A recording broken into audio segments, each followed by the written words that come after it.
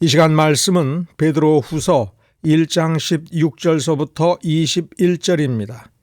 베드로후서 1장 16절에서 21절을 제가 개역 한글 성경으로 읽어드리겠습니다. 우리 주 예수 그리스도의 능력과 강림하심을 너희에게 알게 한 것이 공교히 만든 이야기를 쫓은 것이 아니요 우리는 그의 크신 위엄을 친히 본 자라. 지극히 큰 영광 중에서 이러한 소리가 그에게 나기를 이는 내 사랑하는 아들이요 내 기뻐하는 자라 하실 때에 저가 하나님 아버지께 존귀와 영광을 받으셨느니라. 이 소리는 우리가 저와 함께 거룩한 산에 있을 때에 하늘로서 나옴을 들은 것이라. 또 우리에게 더 확실한 예언이 있어 어두운 데 비추는 등불과 같으니 날이 새어 샛별이 너희 마음에 떠오르기까지 너희가 이것을 주의하는 것이 가하니라. 먼저 알 것은 경의 모든 예언은 사사로이 풀 것이 아니니 이 예언은 언제든지 사람의 뜻으로 낸 것이 아니요 오직 성령의 감동하심을 입은 사람들이 하나님께 받아 말한 것임이니라. 아멘. 우리가 나눌 말씀, 이 설교의 제목을 성경의 비밀을 푸는 열쇠 이렇게 잡은 것을 여러분은 이미 보셨을 것입니다. 성경의 비밀을 푸는 열쇠라는 제목이 조금 이상하지 않느냐, 과하지 않느냐 이렇게 생각할 수도 있습니다. 그러나 우리가 함께 읽은 본문 베드로후서 1장 20절과 21절을 여러분 먼저 주목하셔야 됩니다. 먼저 알 것은 경외, 즉 성경의 모든 예언은 사사로이 풀 것이 아니니 이렇게 써 있습니다. 베드로는 왜 이런 말을 할까라고 하는 것을 생각해 보셔야 됩니다. 그래서 경의 모든 예언이라고 할 때 성경 전체가 아니라 성경에 포함된 미래에 관한 경고, 종말에 관한 예언의 내용이라고 착각할 수 있습니다만은 실제는 성경 자체가 우리의 미래에 관련된 것입니다. 창세기를 읽으면서 옛 역사를 읽는다. 그러니 창세기의 가르침은 예전에 일어났던 어떤 것을 우리에게 말해주기 때문에 지금 우리의 삶에 아무런 상관이 없다 이렇게 생각하는 사람이 있다면 서로 그 사람이 교회 안에 있고 자신은 참된 믿음을 가졌다라고 생각할지라도 정말 참된 믿음이 아닐 것입니다. 이미 지난 것이고 수천 년 전에 일어난 사건이고 오늘날 그저 우리는 예수만 믿으면 옛날 사건은 아무 상관이 없다 이렇게 생각해도 되는 것이라면 어찌하여 초대교회 때부터 창세기서부터 요한계시록까지 66권을 소중히 성경이라고 여기면서 오늘 우리 자신이 어떻게 믿고 어떻게 복을 누리며 이 땅 위에서 고난을 받고 이 땅 위에서 육신이 잘려나가는 그러한 순교의 길을 걸어가면서도 자신의 영생을 위하여 그리고 그 자신들이 이 땅 위에 살아갈 때에 하나님께서 주시는 축복을 누리기 위해서는 우리는 이 성경을 고수해야 된다. 이것은 하나님의 말씀이고 우리는 오늘 이것을 읽어야 되고 그래야 내 미래의 삶, 영생의 삶이 확실하게 안전하게 보장이 된다라고 믿었겠습니까? 성경 전체가 하나님이 우리에게 주신 말씀입니다. 성경 전체를 한 글자라도 의심 없이 참으로 믿음으로 읽을 때에 우리의 미래가 열린다는 점에서 성경 전체는 예언인 것입니다. 그리고 성경을 주실 때에 처음부터 예언으로 주셨고 예수님의 지나간 행적을 사도들이 복음서로 기록을 할 때에조차도 그리고 베드로후서를 기록할 때에조차도 이 성경을 읽을 이 말씀을 읽을 성도들의 오늘과 내일과 영원에 관련된 인생을 성공적으로 살 수 있도록 복된 삶을 살 수 있도록 해주기 위하여 기록하여 남긴 것입니다. 그러므로 경의 모든 예언이라고 할 때 예언이라고 하는 것이 중요한 것이 아니라 하나님의 입에서 나와서 성도들에게 주시는 모든 말씀을 의미하는 것입니다. 그런데 베드로는 사사로이 풀 것이 아니니라고 하는 말을 붙였습니다. 사사로이 풀 것이 아니니라고 하는 말에서 먼저 또 주목해야 될 것은 풀어야 된다는 것입니다. 풀어야 된다.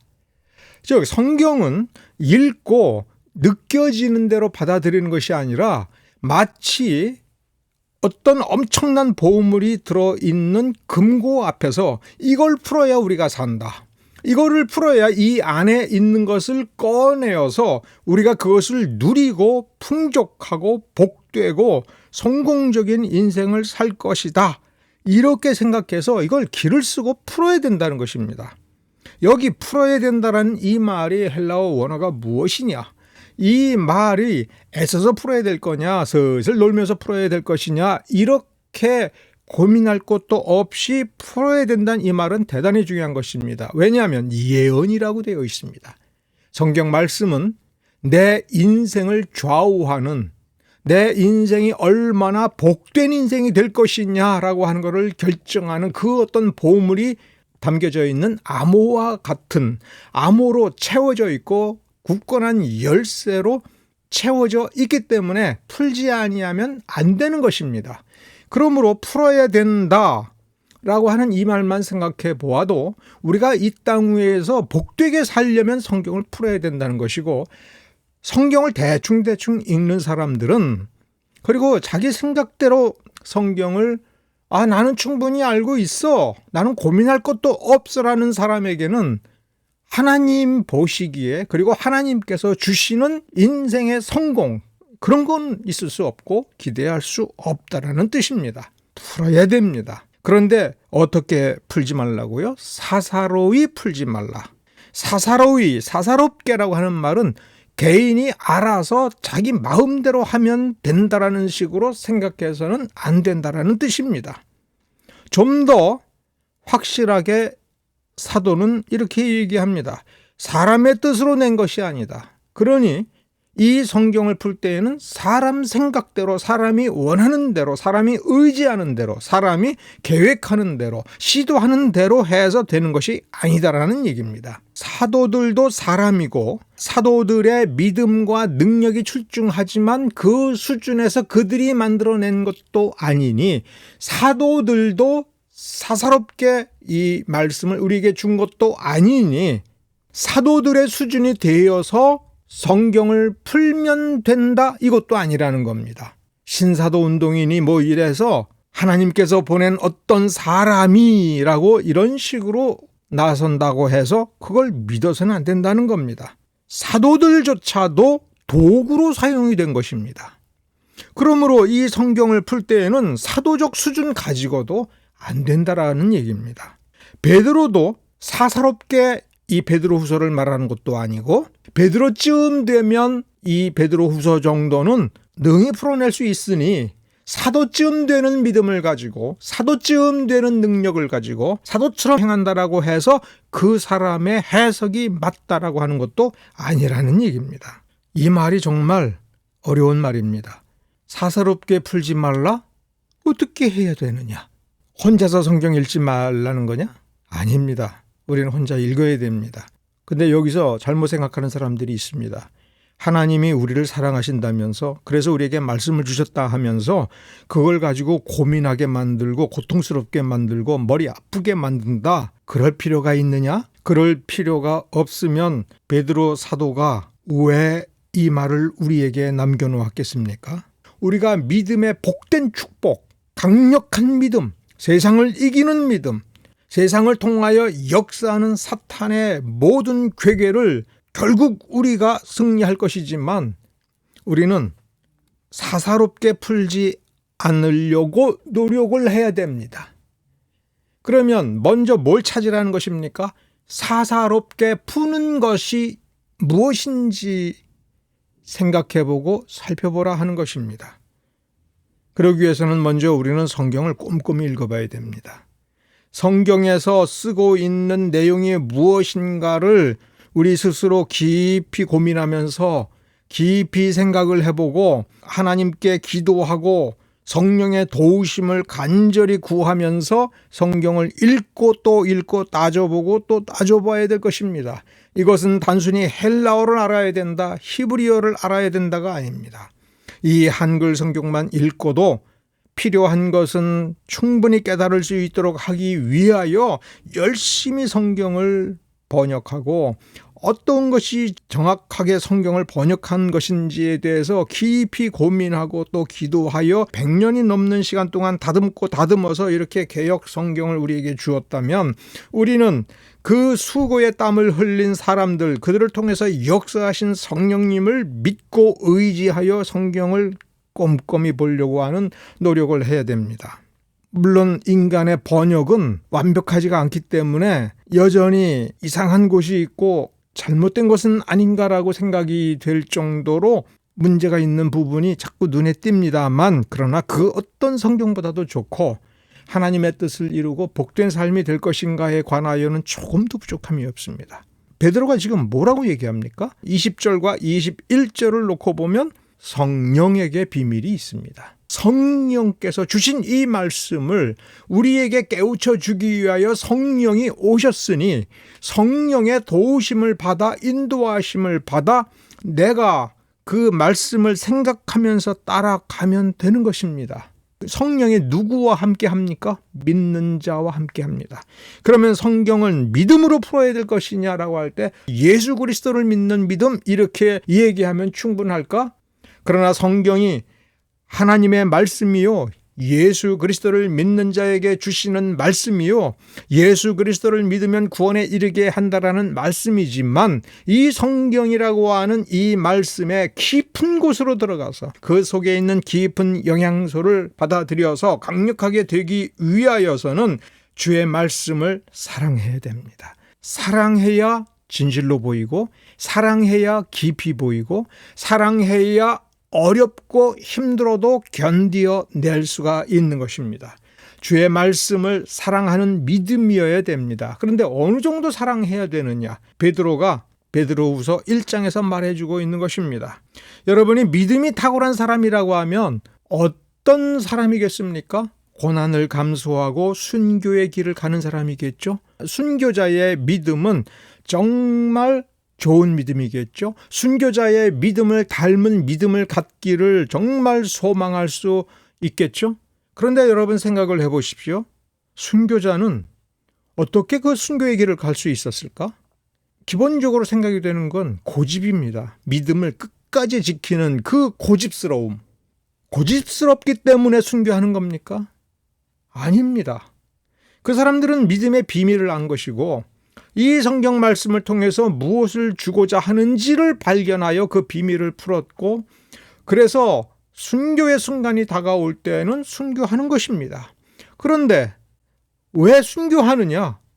내 생명보다도 주님을 더 사랑하기 때문이 아니라 그 이상의 의미가 있는 겁니다. 하나님께서 예비하신 것은 이 육신의 생명보다도 이 육신의 생명으로는 획득할 수 없는, 맞바꿀 수 없는 훨씬 더 어마어마하게 놀라운 것을 우리 하나님께서 그리고 우리 주님께서 준비해 놓아 두셨다라고 하는 것을 알았기 때문에 내가 여기서 이렇게 고통스러운 죽음을 죽는다 할지라도 나는 아까울 것이 없다라고 하는 것입니다. 그 사람들은 무엇을 본 겁니까? 이 성경 말씀을 통해서 이 성경 말씀의 그 비밀을 열고 그 안에 들여다보니 내 생명이 아깝지 않다. 내가 어떤 수치를 당해도 감수할 수 있겠다라고 본 것입니다. 무엇입니까? 순교자의 믿음은 말씀을 통해서 성령의 도우심을 통해서 보아야 될 것을 본 것입니다. 도대체 순교자가 뭐를 어떻게 했길래 라고 생각하기 전에 먼저 우리가 좀 생각해 봐야 될 것은 모든 해석에는 뿌리가 있다는 것입니다. 목사의 해석에도 뿌리가 있습니다. 그래서 저는 늘 그렇게 얘기합니다. 장로교 목사는 장로교 믿음의 선조들의 뿌리를 거슬러 올라가라. 그리고 옆에서 들어온 해석이나 전통은 그 왜 들어왔는가? 들어올 합당한 이유가 있는가?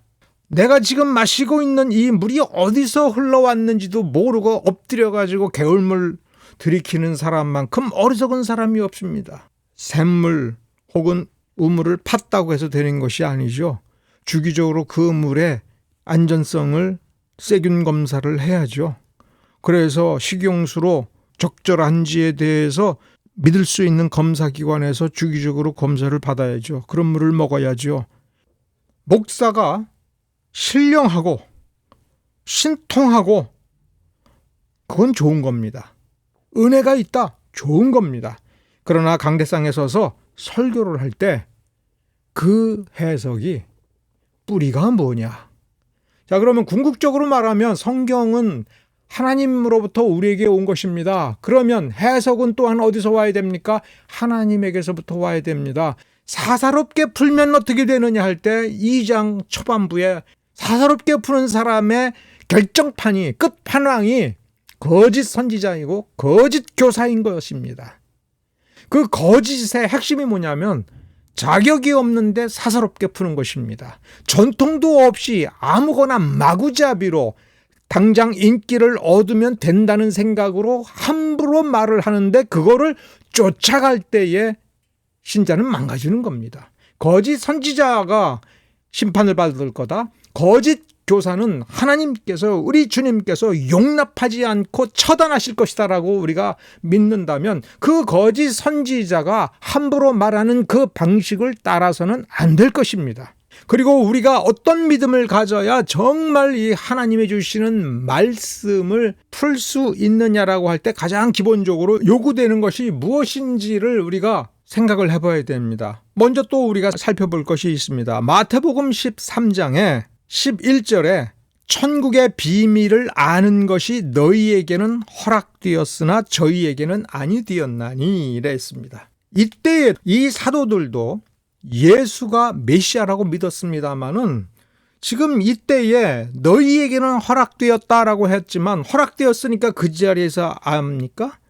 이것도 아닙니다. 그래서 허락되었으나 이 마태복음 13장 앞뒤 문맥을 보면 여전히 사도들은 이 비유가 무슨 뜻인지를 몰라서 예수님과 조용히 있을 때에 와서 이 비유를 해석해달라고 그랬고 예수님도 이 비유를 제자들에게 해석해 주었으니 여전히 허락은 되었으나 이 사도들도 이 말씀이 무슨 뜻인지 몰랐습니다.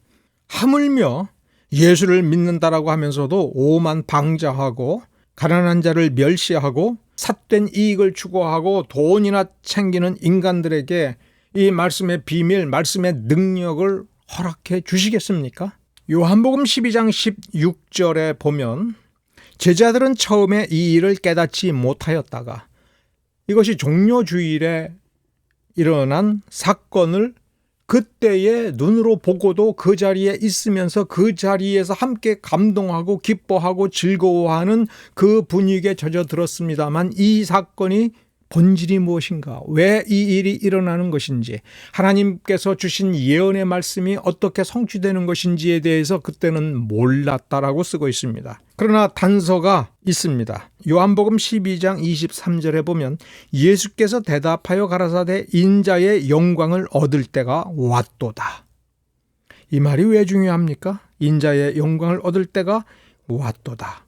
그리고 요한복음 17장 1절 그리고 4절부터 5절에 보면 예수님께서 아버지 하나님께 끊임없이 간구하는 것이 있습니다. 이제 인자가 영광을 누려야 될 때가 왔습니다. 그리고 이 자들, 이 사도들에게도 이들에게도 이 믿는 자들에게도 영광을 주십시오라고 했습니다. 예수님께서 왜 이렇게 말씀하셨습니까? 베드로후서 1장 16절서부터 21절 20절과 21절에 경의 모든 예언은 사사로이 풀 것이 아니니라고 할 때 그럼 어떻게 풀어야 되는 거지? 라고 할 때 그 16절서부터 19절을 읽어보면 우리는 그의 크신 위엄을 친히 본 자라. 사도니까 이렇게 다른 사람이야. 너희들은 예수님의 영광을 못 봤지. 난 봤어. 이렇게 자기 자랑을 하려고 쓸 리가 없는 것입니다. 오히려 이렇게 물어봐야 됩니다. 우리가 특별하다면 왜 특별하지? 영광을 보았기 때문에. 예수님께서, 우리 주님께서 하나님 아버지께서 주시는 존귀와 영광을 받으신 그 모습을 우리는 보았다. 지금 변화산 요한복음 17장 얘기를 하는 겁니다. 예수께서 받으신 영광을 친히 눈으로 보았다. 베드로의 믿음은 뭐가 특별한 것이냐? 예수님을 만나서 본인이 예수가 메시아다라고 해서 메시아라고 고백한 믿음이 아니라 영광이 임한 그 자리, 우리 주 예수 그리스도의 영광을 친히 목격한 믿음인 것입니다. 그 이야기, 그 경험을 여기서 쓴 것은 사도가 자기 경험을 자랑하고 간증하기 위해서 쓴 것이 아니라 예언을 풀으려면, 그리고 예언의 깊이를 아는 믿음이 되고자 할 때에 기본적으로 어떤 믿음이냐라고 할 때 예수 그리스도의 영광과 그 위엄이 어떤 것인가를 아는 믿음인 것입니다. 그러면 영광을 보았다면 와 좋구나라고 생각해야 되는 것, 그게 아니다라고 하는 말을 쓰기 위해서 우리는 그의 크신 위엄을 친히 본 자라.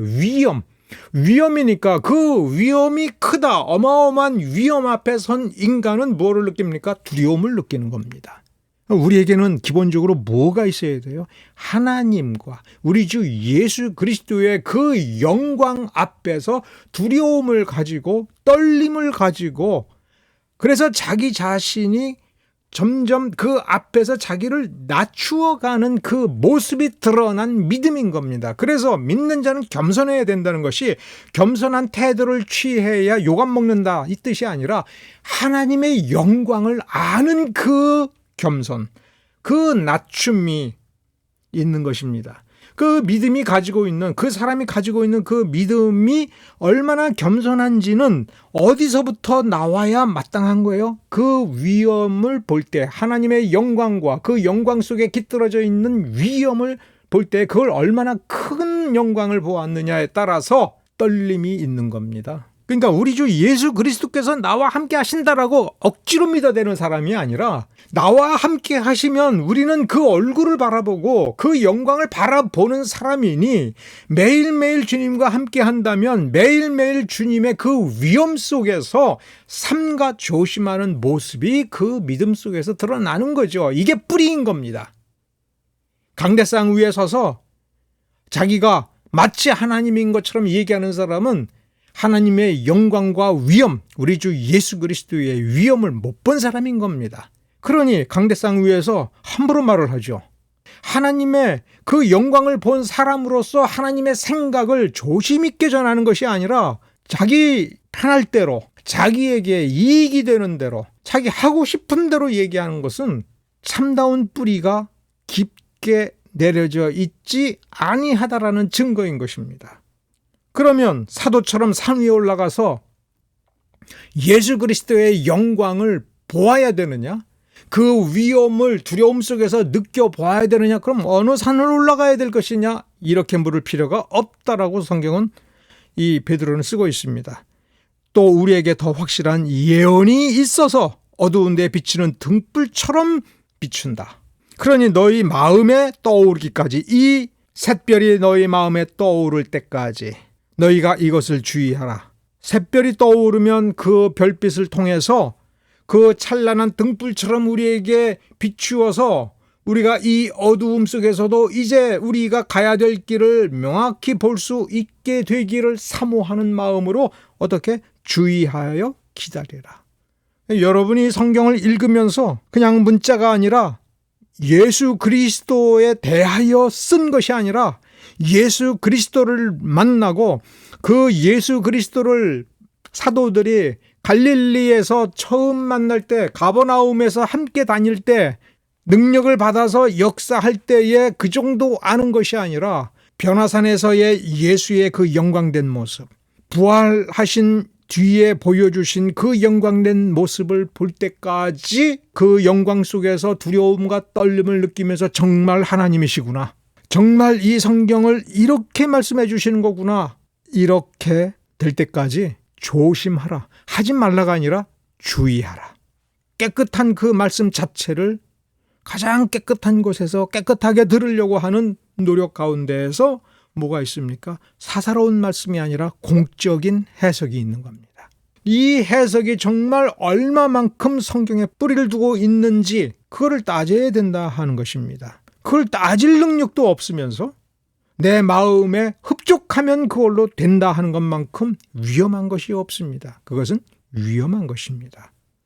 그러니 우리는 잘 믿어야 됩니다. 주의 영광을 보고 주의 위엄을 보고 그 위엄 앞에 하나님의 뜻을 이루고 조심하려고 하는 그러한 믿음, 주님과 눈을 맞추고 가는 그러한 믿음이 우리에게 있어야 될 것입니다.